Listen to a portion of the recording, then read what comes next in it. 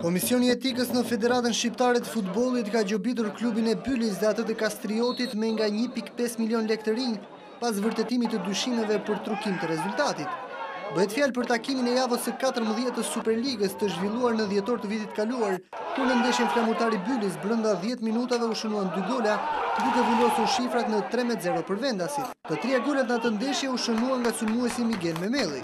Me po të njëjtën shumë është dënuar edhe klubi Kastriotit, i cili ka fituar 4-2 në përballjen me Shkumbinin në ndeshjen e datës 16 dhjetor të vitit 2012.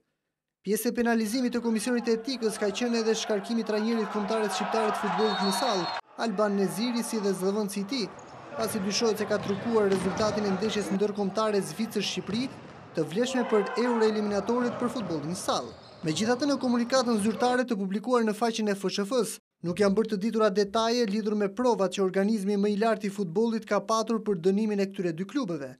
Kohë më parë, një raport i kompanisë Sport Radare në kontraktuar nga UEFA e renditi futbollin shqiptar në krye të listës për trukime rezultatesh, me një raport 97 ndeshje trukuara në 3 sezonet e fundit.